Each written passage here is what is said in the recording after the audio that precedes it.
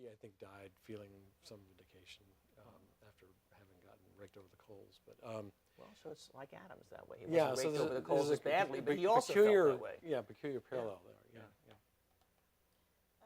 Okay, I will check with AV just to make sure they're ready. We should start in like about 2 minutes. Fine, whatever. Yeah.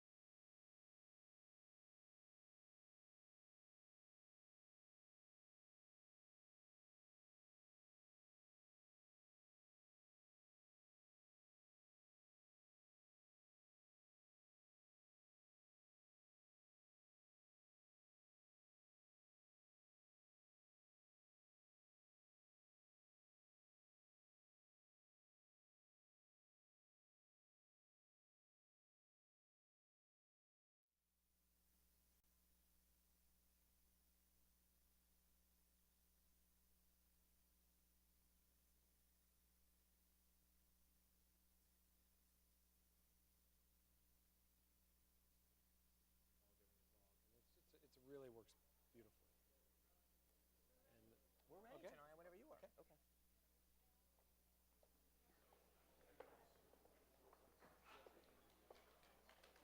Okay. The clapping starts early. Wait till we talk.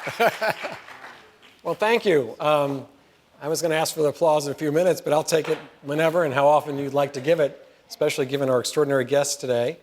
I am Mike Gerhardt, and I'm the scholar in residence at the National Constitution Center. Normally I teach constitutional law at the University of North Carolina at Chapel Hill, but I'm thrilled every time I have a chance to visit the center in Philadelphia. And as Jeff Rosen would counsel me to say, and as you, I trust, all know, the Constitution Center is the only institution in America chartered by Congress to disseminate information about the United States Constitution on a nonpartisan basis. You know, we could have said that together. But before we begin, please take a moment to turn off or silence your cell phones, please. And on behalf of the Center, I'd like to thank all of our members for joining us today. And for those of you who are not yet a member, please see Rebecca at the membership table in the Kirby lobby, where you can get information on the benefits of membership and how you can join today. Without any further ado, I want to introduce our terrific guest today, James Traub. He is a contributing writer for the New York Times Magazine, where he's worked since 1998. He's written extensively about international affairs and especially the United Nations, as well as national politics, urban affairs, and education. And in recent years, he's reported from quite a number of different places. I won't list them all, but including Afghanistan, Iraq, Pakistan, Sudan, Congo, Sierra Leone, Georgia, Kosovo, and Haiti. And his weekly column appears on foreignpolicy.com, the website of Foreign Policy Magazine. He also teaches a class on American foreign policy as part of New York University's Sheikh Mohammed Scholarship Program in Abu Dhabi, where I understand he may be headed soon. But today, he's going to discuss his new book on John Quincy Adams' Militant Spirit. He will also be signing copies of the book downstairs in the main lobby afterwards. This is an extraordinary book, and I want to welcome James for spending time with us today.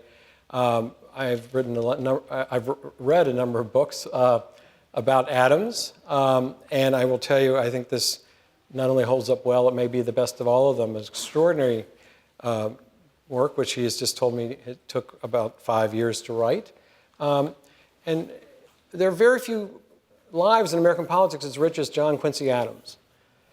It starts early, so perhaps a good place, James, we could begin is with his early political education at, so to speak, his father's knee.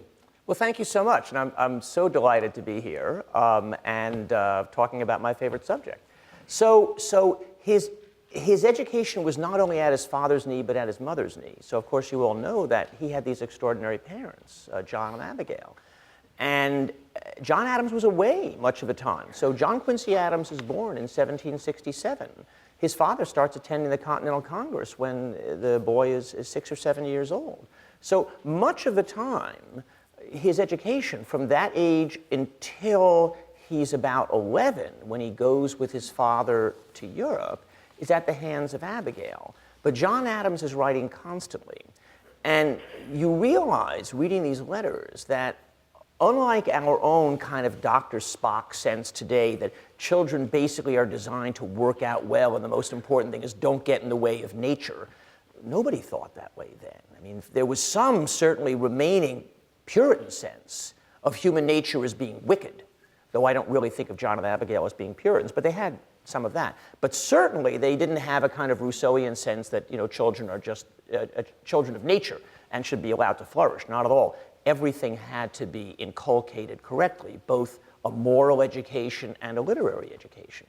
Beyond that, here they were at this incredible turbulent moment when these colonies were fighting for independence. So whatever the education would have been anyway, the sense that immense historical and moral forces are at work here made everything more powerful. And the father was writing these letters from Philadelphia saying Benjamin Franklin said this and George Washington said that. And of course, the children, John Quincy and his older sister and younger brothers, one imagines them sitting around the mother's feet at the hearthside hearing this incredible news.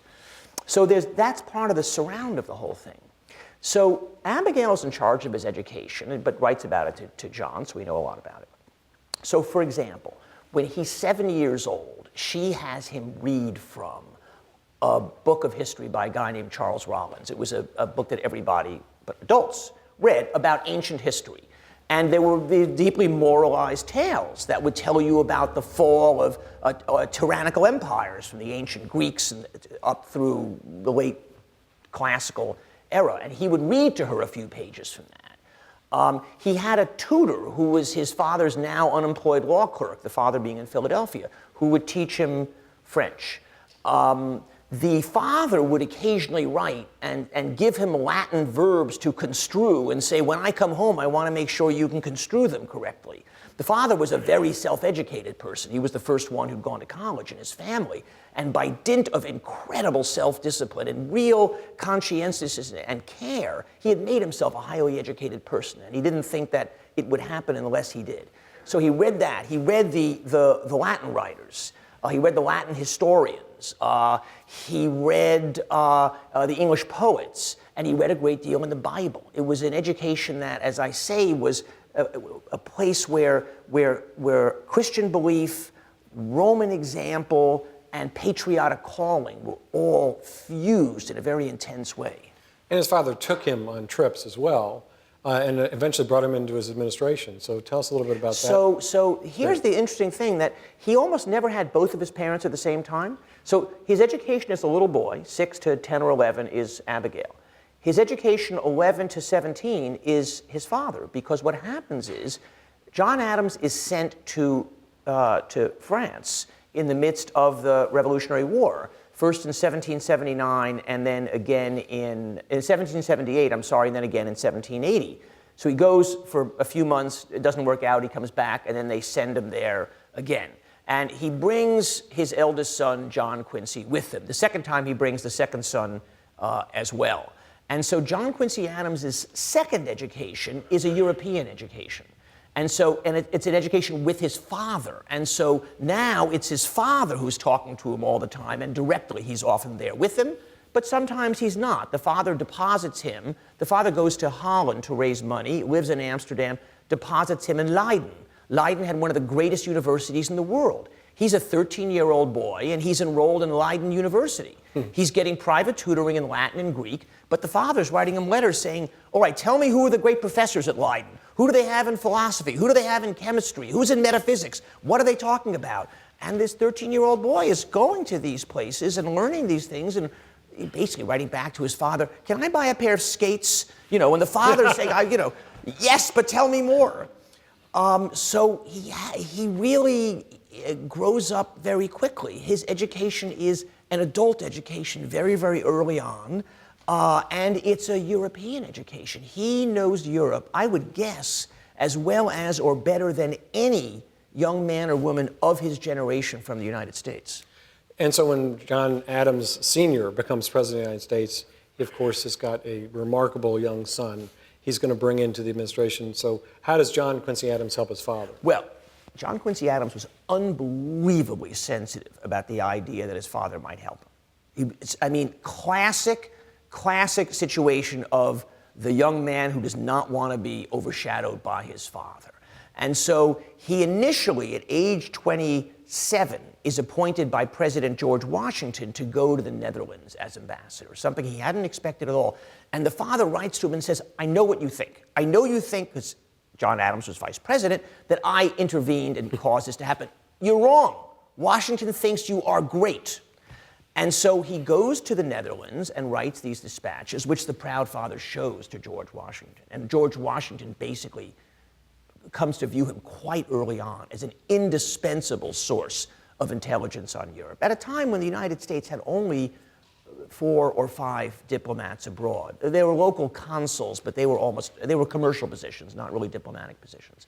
So then, so he remains as a diplomat, and then in 1796, when Washington steps down and John Adams becomes president, John Quincy thinks he's going to go home, and John Adams says, no, I need you. And initially he wants him to go to Lisbon, and then he changes his mind. He's very, very worried about the role that France's attempts to undermine the neutral countries of Northern Europe. And so he sends Adams instead to Prussia, which means Berlin. And he is Adams's real source as Napoleon is beginning to advance. As the military wing, in effect, of the French Revolution sweeps across Europe, declaring republics in various places they've conquered. And as France is posing more and more of a threat to the United States, there's a real fear that ultimately results in something called the quasi-war, a war that didn't happen but came very close to happening. The younger Adams is a very important source of information for the father and helps him decide in the end the United States shouldn't go to war with France. Well, one thing about the book I think is extraordinary is how you really write each chapter based on a number of years in Adams' life, usually just a few years. We can't replicate that here. Adams' life is too rich for us to cover in 50 minutes if we did it that way. But Adams Sr. Is, of course, pitted against his own vice president in an extraordinary presidential election. It doesn't go Adams' way. So what does John Quincy Adams do after his father leaves the White House? Well, so at that point, the new president, Jefferson, of course, gets rid of the Adams appointees. John Quincy Adams is delighted to come back, though also worried. He doesn't know what he's going to do. All of his friends who were lawyers like him have gotten rich. Harrison Gray Otis, who's a well-known figure from that time, has a beautiful house that was built by Bullfinch, and he's buying real estate everywhere. So he's very worried about falling behind. And whether for that reason or because he really, really is fascinated by politics, he runs for the state senate of Massachusetts. I should add, by the way, one thing I forgot, is that while in Europe he married Louisa Johnson, who was a woman who was the daughter of an American merchant, wealthy American merchant, and a British woman. So she's actually half British, the first lady, and perhaps I believe the only first lady who was not fully American in terms of citizenship. So he returns with her. They now have a son. He runs for the state senate. And then fairly quickly, a position opens up for the U.S. Senate. And he is elected. In those days, it was a state legislature that would elect you, right? They weren't public elections. He's chosen by the state legislature, and he goes to the Senate in 1804. 1804, and of course, who's president of the United States? Not somebody who's a particularly big fan of either Adams. So how does John Quincy Adams work with that president while he's in the Senate? So Adams and Jefferson have a very complicated relationship. So when Jefferson had first come to Paris in the mid-1780s, his wife had died. He was kind of adopted by the Adams family, very much by Abigail. And here's young John Quincy Adams, at that time 15 years old, 16 years old. And he thinks Thomas Jefferson's the greatest thing he's ever met. I mean, he's so charming, he's so smart, he's so interesting, he's so not an Adams. He's a romantic figure. And he's like his uncle. And I think Jefferson dotes on him, too. So then comes this embittered political rivalry, and the family decides they hate Thomas Jefferson. But Jefferson invites Adams and Louisa to his at-homes, his dinners in the White House.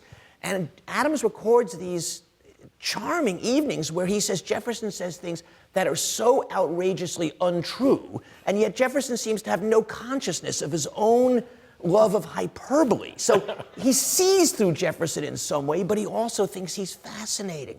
And Madison will often be there, and Madison's a fascinating person. So in a very barren Washington, this was the social center. But the more interesting thing politically is that this is the moment first of the Louisiana Purchase and then of the run-up to the War of 1812. Mm-hmm. And both of those things disadvantage Adams's own political constituency. The first one because America expands enormously, and suddenly those old eastern seaboard states, which had thought of themselves as the heart of America, were just a small fraction. And so the entire New England delegation, opposed the Louisiana Purchase except Adams. Adams says, yes, it's bad for New England, but it's good for America. And he opposed sectionalism, the idea that you would represent a section. You had to represent the whole country. This was a deep thing that he always felt. And so he immediately got his own Federalist Party opposed to him. Then, yet worse, with the British increasingly attacking the American merchant fleet and impressing American sailors into service, Jefferson felt he had to respond. So starting in 1806, he responded by imposing an embargo on British shipping. Well, this was a catastrophe because the embargo went both ways, meaning the United States wasn't going to be exporting to England. Well, that's the New England economy, a very large part of the New England economy. It's a mercantile economy. And so, again, everyone throughout New England was violently opposed to this. This was much worse. This was not a symbolic issue. This was our economy. And Adams didn't really think the embargo would work, but he thought it's the only chance we've got. We cannot let the British insult us this way. And if anything, I would say he was caught between his pragmatic sense that we probably can't do much to stop the British and his fury at the idea that one of these great European powers, America's former colonial master, would treat America in this grossly insulting way by boarding American ships. And so he supported the embargo. And he was told, frankly, by his colleagues, you're going to have your head taken off. That's what someone said to him. And he said, basically, let it happen.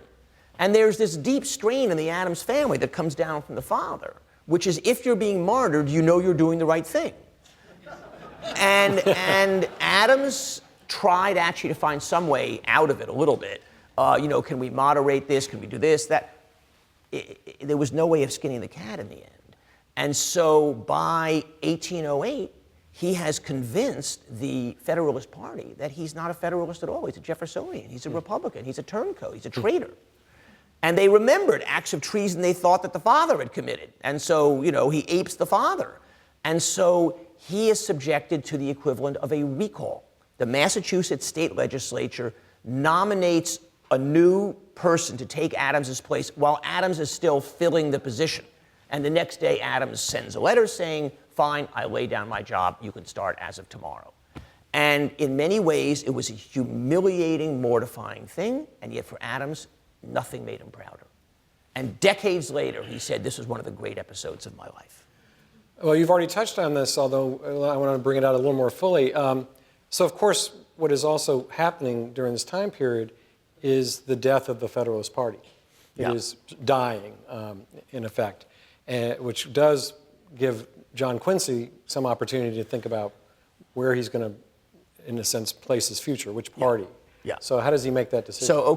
So let us now take a slightly less high-minded view of the same set of affairs and say Adams, unlike a lot of these kind of New England mossbacks, recognizes that, as you said, the Federalist Party is on its last legs. And it had been for years, really.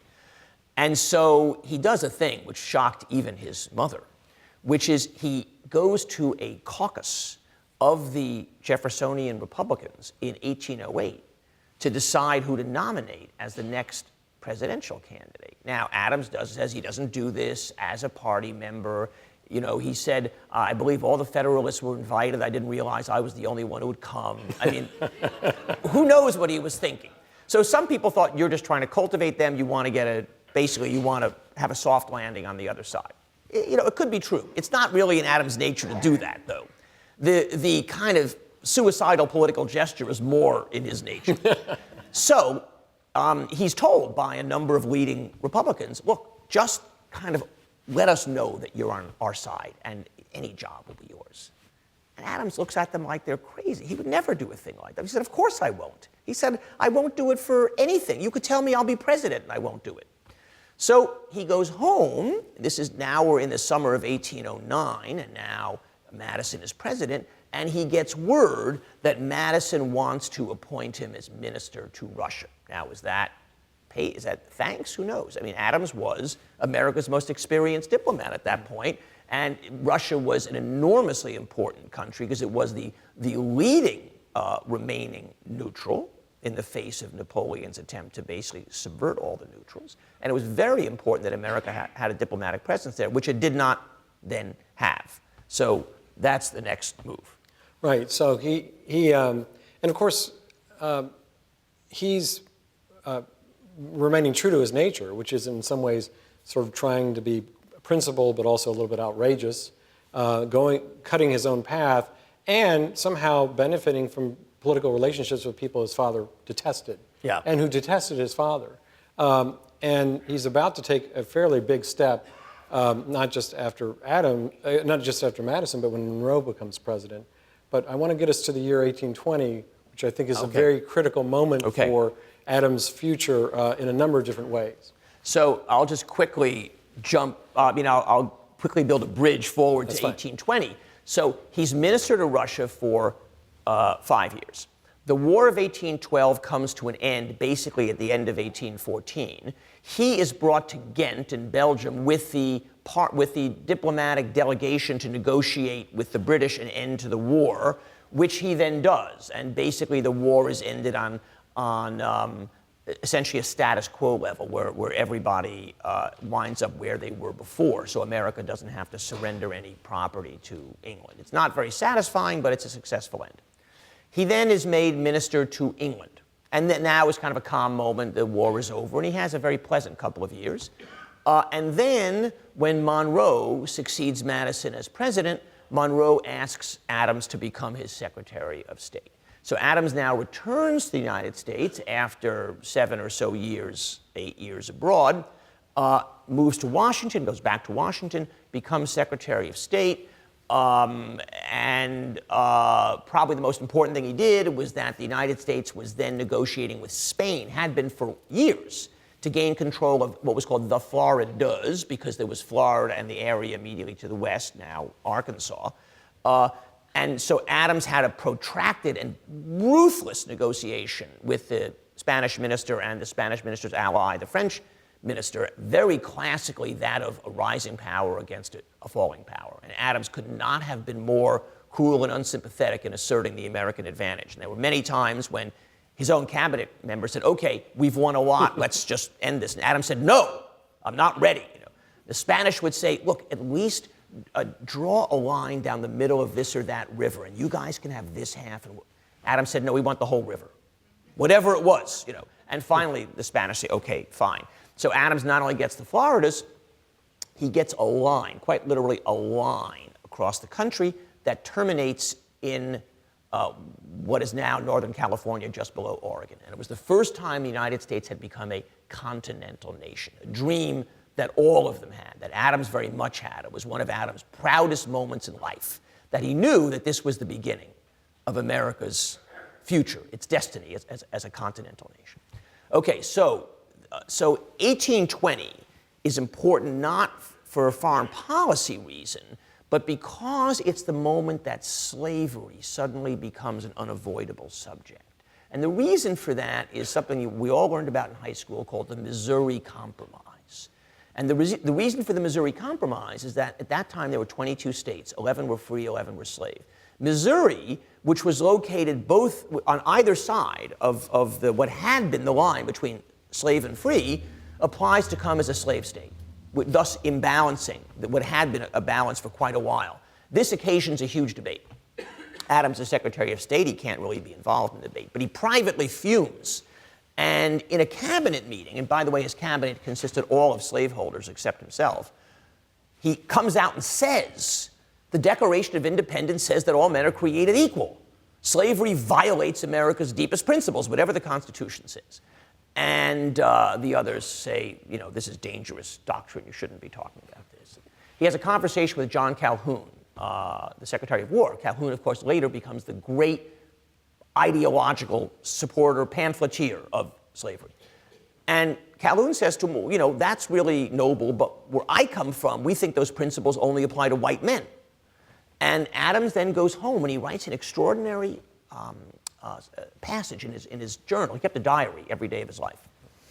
And he memorialized the conversation. And he said, the more I think about the conversation, the fact that a man like Calhoun can believe things that are so repellent and so obviously false shows how slavery corrupts the slave owner as much as anybody else and corrupts the whole country. And he then writes, he said, I am driven to the conclusion that the bargain created in the Constitution, which was silent on slavery, but which gave the South 3/5 of a person in the census for each slave, was morally vicious and was indefensible. And that was an astonishing conclusion for him to come to, this man who had revered the founders. And it was a tremendous kind of psychological breakthrough, and that would then come to guide his behavior later on in his career. Right, and so, and of course, we're talking about Adams, who's later going to become president, but we're nowhere near the presidency yet. Yeah. I mean, we're not quite there yet. This gives us just a little sense of the richness and extraordinary complexity of this person's life. I want to take us now a few years later, because I don't want to lose sight of the subtitle of the book, The Militant Spirit. But this militant spirit is going to have a tremendous impact on the next president, President Monroe, in the fashioning of the most memorable part of the Monroe presidency, which is the Monroe Doctrine. So can you talk about Adams' role in the fashioning of that doctrine? Yeah, so the thing that Adams is probably best known for now is his views of foreign policy.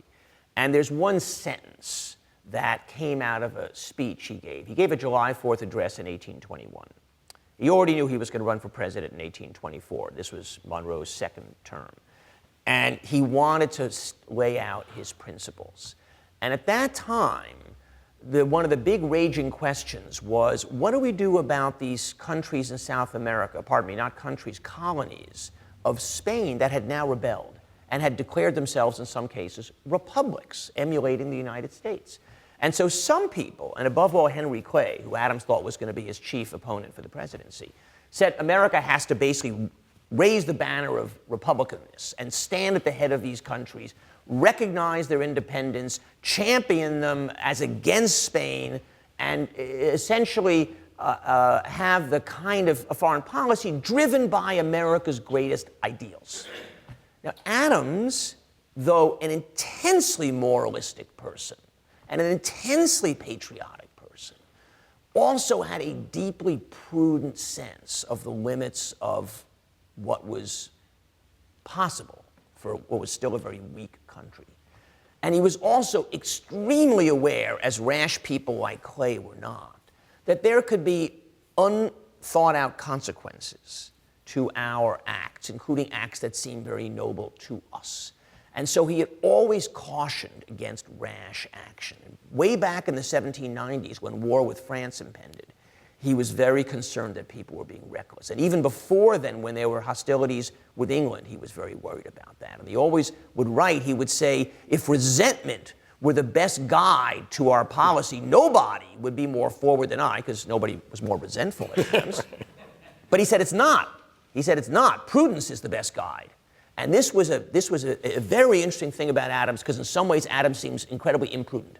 He seems like a rash, reckless, militant, vehement person.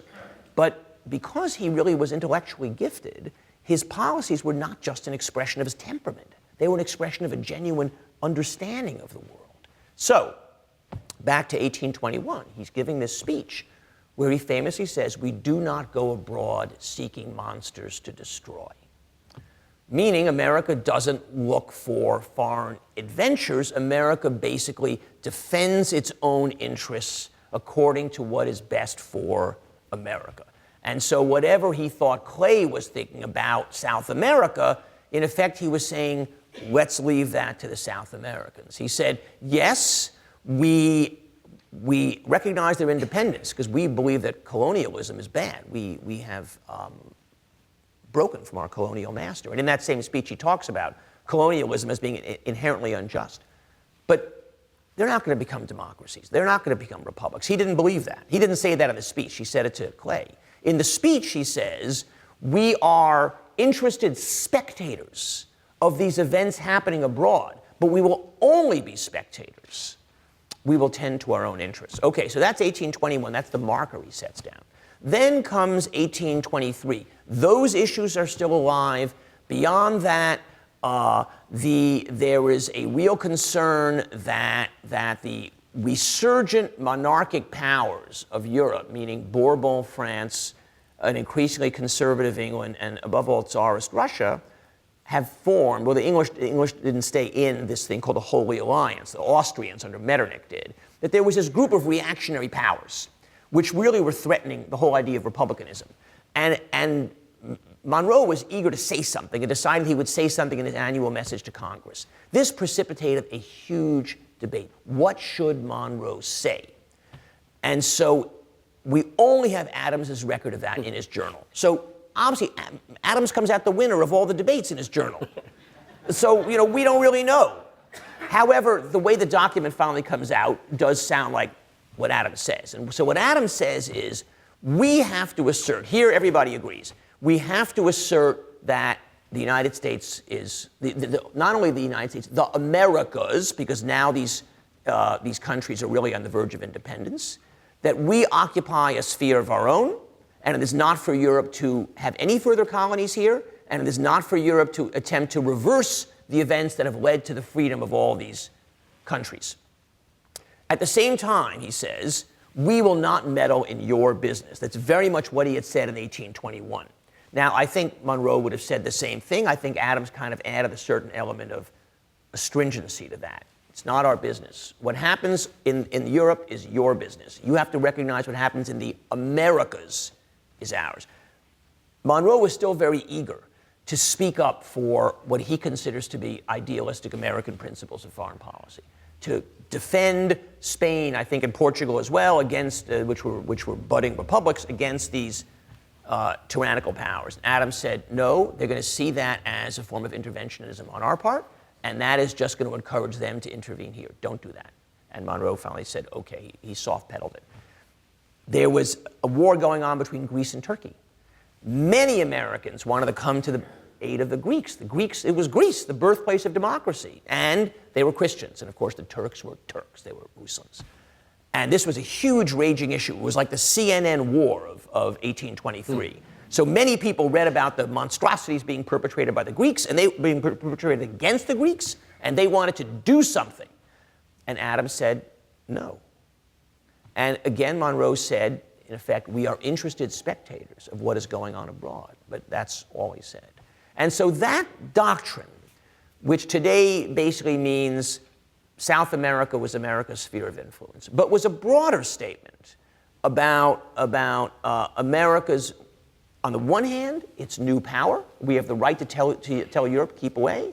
And at the same time, a certain kind of a prudence, which would say what happens in the rest of the world matters to us, but we're not going to do anything about it. We recognize that it's not our business.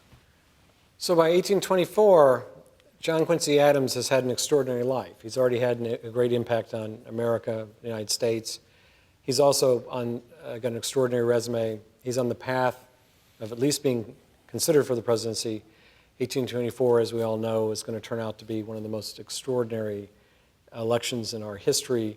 There are a lot of extraordinary people in and around 1824, many of whom are interested in the presidency. What happens in 1824? Well, so in those days, if you were Secretary of State, then you were supposed to become president next.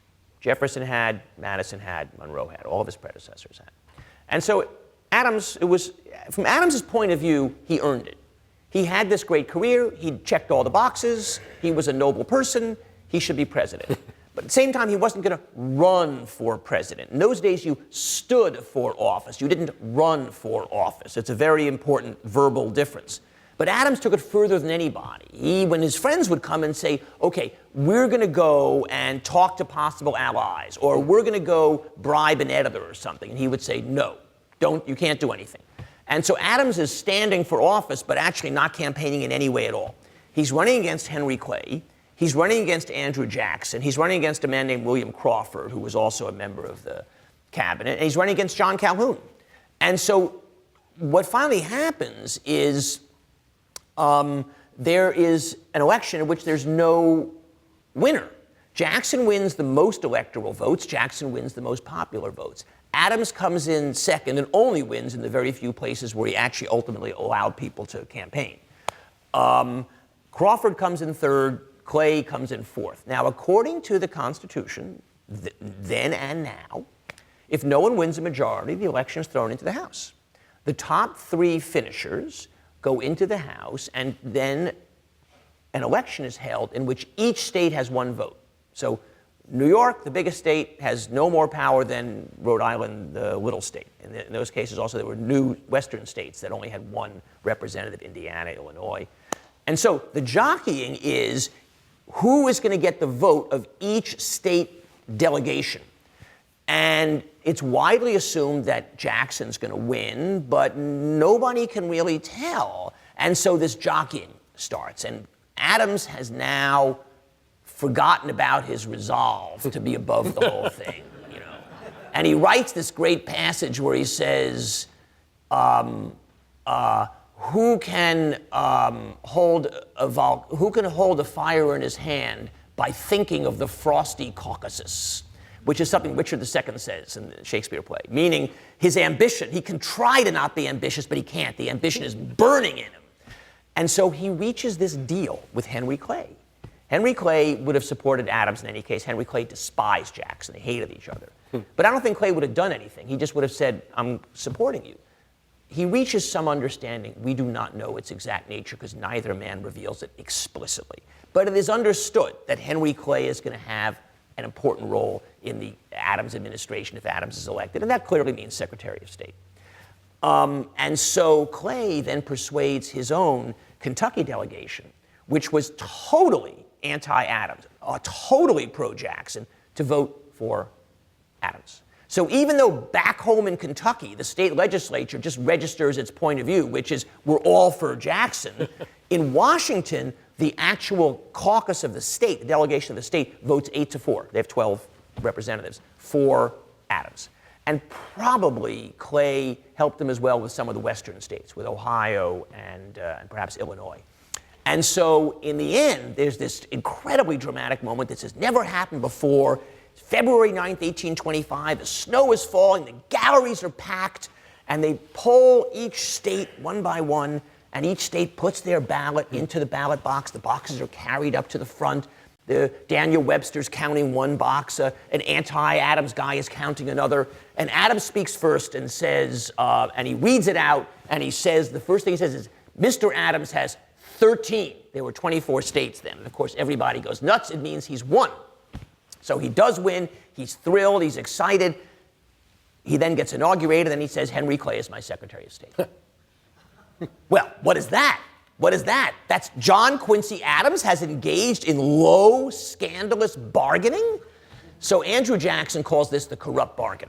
I mean, before Andrew Jackson has gotten home to Tennessee, the word corrupt bargain has spread everywhere. And for the next 4 years, Andrew Jackson and his allies and the many, many newspapers in his corner can speak of nothing except for the corrupt bargain. They attack Clay even more than Adams, because Clay was whiskey-drinking, poker-playing. He was easy to attack for corruption. But nevertheless, Adams was illegitimate, and he was an illegitimate president, and he labored under that burden for all 4 years. Now, before we launch into the presidency, which is going to turn out pretty much as we might expect it to turn out, tell us how many votes did Adams get in Kentucky? Yes, thank you for reminding me of that. So in the state of Kentucky, Adams received 0 votes. 0. That's how corrupt the bargain was. Right. Which, by the way, you point out in the book, isn't a true charge, but sometimes truth doesn't have much to do with anything. It seems to fit the characters. Let's just say this. If somebody had done this to Adams, he would not have abided. He would have said this is a gross violation of all the principles that we hold dear. And of course, Jackson is going to make the most out of this.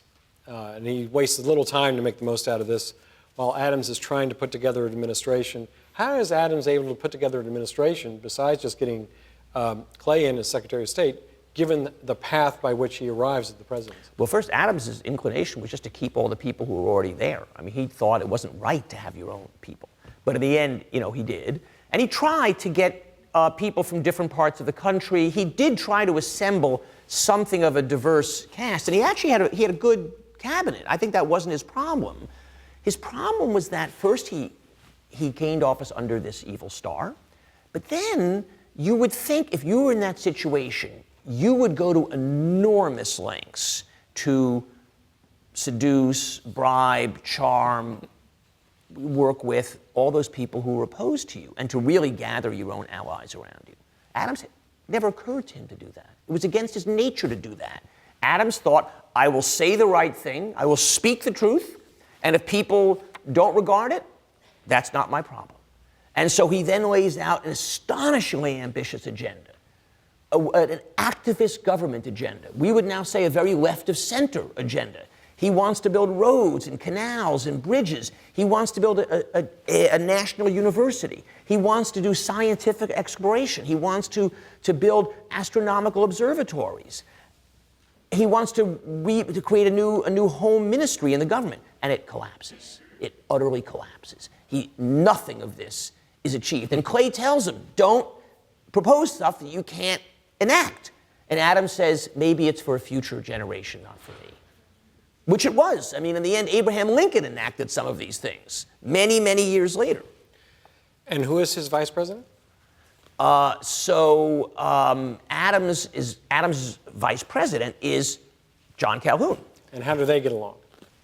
about like the way John Adams got along with Thomas Jefferson, badly. And so Calhoun, within a year or two, Calhoun is actively scheming against Adams with Jackson. I mean, they're having meetings, probably secret meetings at Calhoun's house in order to figure out how to organize the opposition to Adams, which he does very effectively.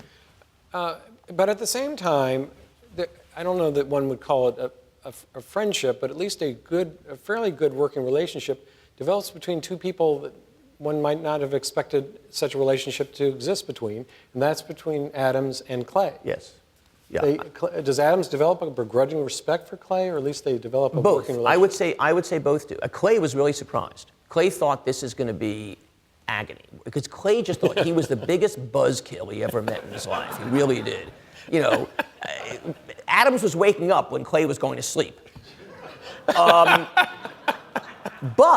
But he saw that Adams was a person he knew how intelligent he was, but his integrity, his honesty, and his openness to Clay. So Adams didn't at all second-guess Clay as Secretary of State. Adams actually gave Clay at least as much of his own head as Monroe had to Adams. And Clay really came to admire him a great deal. And Adams utterly depended on Clay. I mean, Clay was a man who knew men. Adams didn't know men. He knew stuff in his head. And so Clay became his indispensable advisor. And in fact, Adams really didn't like the kind of activity we associate with politics, which is shaking hands, meeting with people, sort of getting along with people. He couldn't do it. This does not happen during his administration. He couldn't. He absolutely couldn't do it. So one of the questions from the audience is, given the brilliance of Adams, why couldn't he use his amazing intellect to be a more successful president? That puts too much stress on the importance of brilliance. I mean, you think about that famous comment Churchill was alleged to have made about FDR, a first-class temperament with a second-class intellect. Adams had a first-class intellect with like a third-class temperament.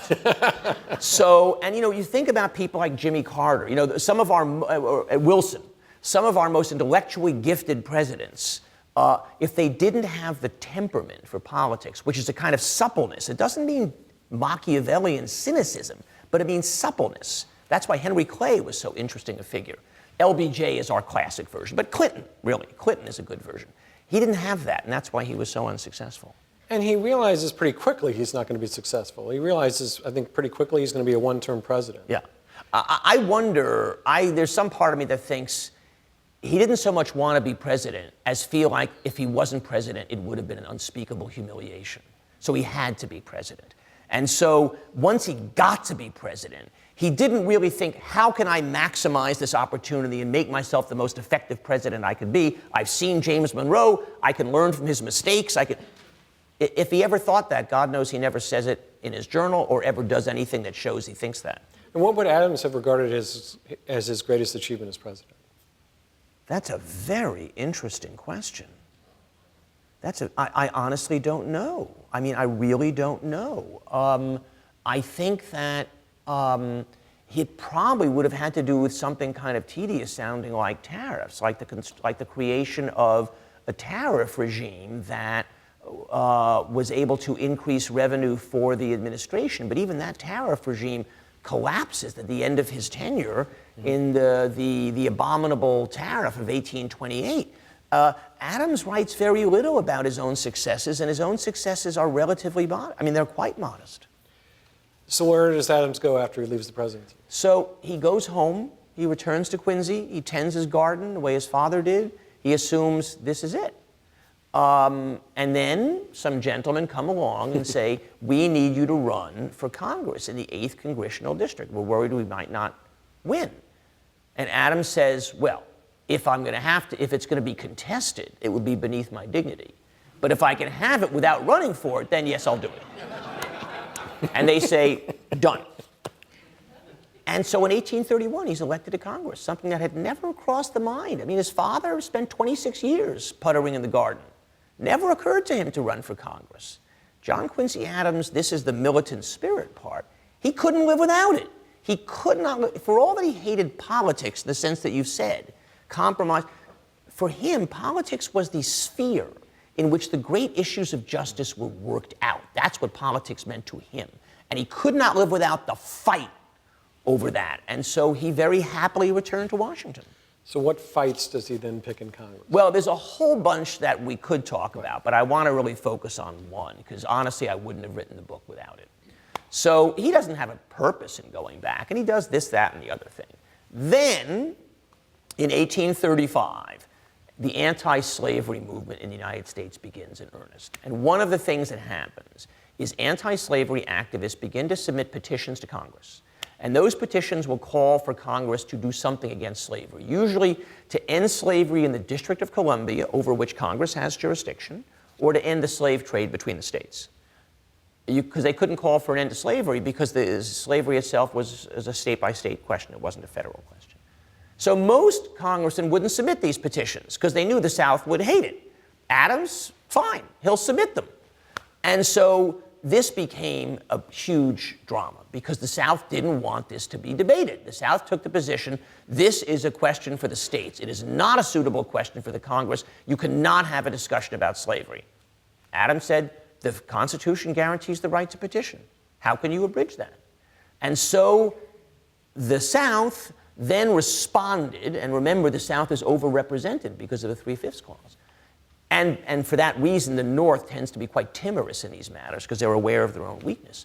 So the South responds with what's called the gag rule, which in many different forms essentially said that petitions about slavery, and only about slavery, cannot be presented to Congress.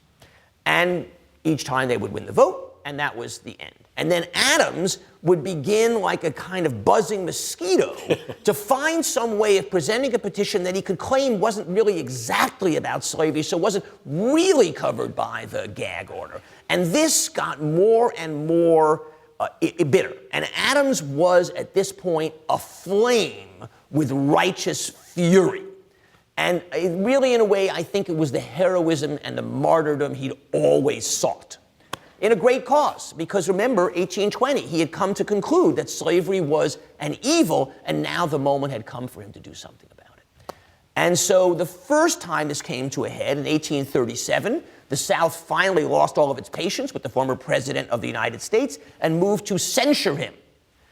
And Adams essentially stood up alone, and nobody would come to his side. The North was really afraid of the South, and he annihilated them. He basically held the floor for weeks, and he destroyed every argument, and by the end, the pro-censure folks got 28 votes out of 200 some odd. And Adams, of course, was thrilled. This continues on and on and on and on and on until the great drama concludes in 1842, when Adams once again needles them to the point of just insane fury on purpose. On purpose. Now abolitionism is a big issue, and Adams really wants to win this battle. And so again, there's another censure motion. And now the South is much more sophisticated about it. They appoint their own chief prosecutor, Thomas Marshall of Kentucky, who is the nephew of John Marshall, the great Supreme Court justice, and widely regarded as an eloquent man and a Whig, so on Adams' side politically, so not considered just another anti-government slaveholder. And so then for the next several weeks, this battle takes place again. Now it's a much bigger battle because Adams has abolitionists on his side who were doing research in the Library of Congress. He has other legislators who are prepared to stand with him. So it's a way bigger battle. And Adams makes them beg for mercy. And after 2 weeks, Thomas Marshall realizes he's completely lost control of the process. He's completely overreached. Adams has made him look like a fool. And he calls the question knowing he's going to lose just to bring it to an end. And Adams wins once again. And this is, for the forces of abolition, the first time they have ever truly defeated the South in a major battle. Now, the abolitionists quite wrongly think now slavery has become unsustainable and they're going to be compelled to end their support for it. Adams never thinks that. He knows perfectly well that slavery will only end with a civil war. And so it's a tremendously important moral victory. It's an incredible vindication for Adams. But of course, it does nothing in the end to prevent the race towards the Civil War. Well, while he's in Congress, Adams, of course, has a chance to work with a number of different presidents. The presidents that follow Adams obviously include Jackson, Van Buren, Harrison, Tyler. What does Adams think of all these different presidents? Well, there are some he hates more than others. Which ones? We'll start with the ones he hates No, the most. the only one he likes is Harrison, who lasts for a month. Right. So his initial view of Harrison is like warmed over Jackson. He's another military hero and a bumpkin and a fool. But Harrison was a very gracious man who came to Adams's home in Washington before he was inaugurated and said, I will always depend upon you for advice, and was really sweet to Adams's granddaughters. And Abigail said, he's a nice guy. And so I think there was a brief moment when Adams thought, finally my agenda, my activist government agenda, the Whig agenda can be enacted. And then, of course, Harrison dies. And he's replaced by Tyler. Now, Tyler was a Whig in name only, as we would say today of Republicans in name only. He was a Southerner, he was a Jeffersonian, but he was not a man of any intellectual gifts. He was a slaveholder. Adams thought of the worst kind. Adams despised Taylor, despised him, and just felt like all of his hopes for a different kind of union had been dashed with Tyler's nomination. And so that for him was really the great catastrophe. And then after 1844, by that time he's an old man, it doesn't really matter as much. But he continues to fight, for example, he thought that the Mexican-American War was a huge mistake because he thought that Texas was really all about slavery, that the Texans wanted to bring in a slave state, and it would be like the Louisiana Purchase in size, only all slave. And so, in fact, Adams dies at age 80 in 1848 on the floor of the House in the midst of a roll call on a vote for giving pensions to veterans of the war, which, I mean, everybody's in favor of pensions for veterans, except Adams, because the war was evil. And so he probably was, pulsing inside, like with fury, the way he always did, and then he had an enormous stroke and he toppled over. And he's then carried off the floor of the House into the office of the Speaker and laid upon a couch there. And I have never confirmed what I have been told, that that couch now sits in the office of Supreme Court Justice John Roberts. I really need to find out if that's true or not. And because obviously that would give me some pretext to visit Roberts' chambers. So he lies there for 2 days between life and death, and then he dies. Of course, the incredible question has to be, what does Chief Justice Roberts use that sofa for? And obviously, I don't know the answer. Anybody America wants to know. Sit there, please. Yeah. Well, Adams, of course, didn't suffer fools gladly. He was critical of so many different people, worked with so many different presidents. Who, if anyone, did he look up to throughout all this incredible political life? That's a very interesting question. And there's a very small, okay. No, here's the kind of a fair answer. Adams had a profound reverence for his father's generation. He had a profound reverence for his father and mother. He thought about them as more than human. I mean, his mother did a lot of harsh things. And there's some books about Adams that kind of make her out to be the cause of his cramped, bearish, unhappy life. Maybe it is so. He didn't think so. He adored her. And when she died, he was bereft. His father, he worshiped. If there was any man he worshiped beyond his father, it was George Washington. He named his first child not John, but George. And that was a bad move in the family. And Abigail writes and said, at least if you had said George John, it would have been okay. But in fact, his name was George Washington Adams. So he now in his home, someone, I think William Seward perhaps, somebody reports on the paintings he had up on the wall. One of Washington, one of his father, and interestingly, one of Jefferson. I don't know quite why, but he did. But he, I have a whole litany of his terrible things he says about Jefferson. So I would say probably for him, George, and then if you go back in time, Cicero.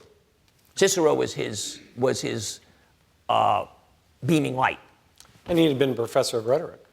And as a professor of rhetoric, to him, Cicero was the figure of all figures, the great rhetorician, but also the man of justice and the great patriot. The patriot who, in the end, is martyred. He's basically, he's killed by the emperor's mobs because he refuses to knuckle under. Which, of course, would have explained Adams' admiration for him. Right, exactly. So Adams, of course, exasperated lots of people. Let's go back to Louisa, his wife, and we have a question about Louisa, which is, tell us a little bit more about her, and the question actually includes the comment that that the writer understands there's going to be a new biography coming out about Louisa. So there is what I suspect is a very good book, written oddly enough by a woman named Louisa. Louisa Thomas has written a biography of Louisa Adams. And I urge you all to buy that right after you buy my book. So the sad thing about Adams was he was a bad husband and he was a bad father. There's no way around that. And the only moments when I wasn't sure I could keep writing this book were moments when I was reading things that Louisa said that were so painful that I just thought, how can this man have behaved this way? So Adams grew up with the most extraordinary parents. I mean, how many marriages like that could there have been in America then? And he saw how much respect his father had for his mother. And so you would have thought that he would have almost intuitively repeated that, but he didn't. Not at all. It wasn't that he was, a wife beater or something. I mean, he loved Louisa, but he didn't treat her with anything like the regard his father treated Abigail with. He never asked her opinion about anything. He never told her anything that he was doing politically. He never treated her as any kind of equal partner. In life, yes, but not certainly in his public life. He could be as harsh and as judgmental to her as he was to everybody. She suffered a great deal. She was a very sprightly young woman, if a kind of a hothouse creature when he met her. And life really ground her down. Now, it's not John Adams' fault that she had 9 or 10 miscarriages. It's not John Quincy Adams' fault that her beloved infant named Louisa died at the age of 1. I mean, these were horrible things that happened. But it is his fault, I think, that he did not give her the sense of, no matter what happens, I love you and I consider you to be my equal partner in life. Her time in the White House was terrible, terrible, just depression and loneliness. And she wrote a lot. She wrote a lot of fiction. She wrote poetry. She wrote plays for herself. She wouldn't let anybody see them. We've seen them now. She wrote a play, which is an obvious thin veil over the reality of the White House. And she only wrote the first scene, which is a kind of procession of characters. And the main character is named Lord Sharpley. And Lord Sharpley is obviously John Quincy Adams. And he is a figure of irreproachable integrity, but barely even human. He's frighteningly judgmental and sure of himself and public-spirited, but devoid of good human impulses. It makes you feel ill to read it. Well, we don't have much time left. In fact, we only have time for one more question. The question I've got from the audience is, are there any useful implications that we could apply from his life or his experiences to our current political life? Of course I get asked this a lot, and I'm reluctant to make this kind of one-to-one connection. The one thing that I so admire about him is what John F. Kennedy called his political courage, his willingness to defy his own constituents and his own political party to do what he thought was right. Now, the fact is, that can often be a form of suicide, as it was in his case. And I would not wish to have a president who was as principled as he was. And yet, the thing that's kind of so extraordinary to me is that the same quality that in the end made him fail as a president and made him so isolated and lonely and made him seem like he was a throwback and really made America look upon him as some ancient figure, in the end brought him back to public admiration and even reverence because of this struggle over slavery, which everybody could see he did by himself, out of principle, despite all the odds, in an act of incredible fearlessness. And at the very end of his life, this man who had been treated as a relic of the past, of that old New England past, was revered as the last living link to the founding fathers. And so he didn't do it for that reason. He never tried to do that. He was never interested in cultivating public opinion. And yet, purely by virtue of that courage, he gained this second look from the public and was seen for the man that he was.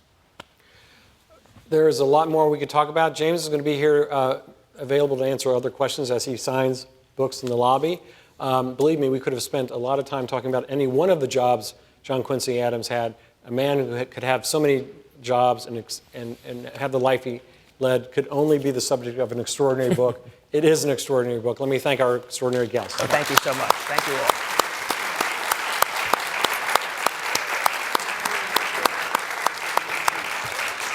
That was fun. That was great.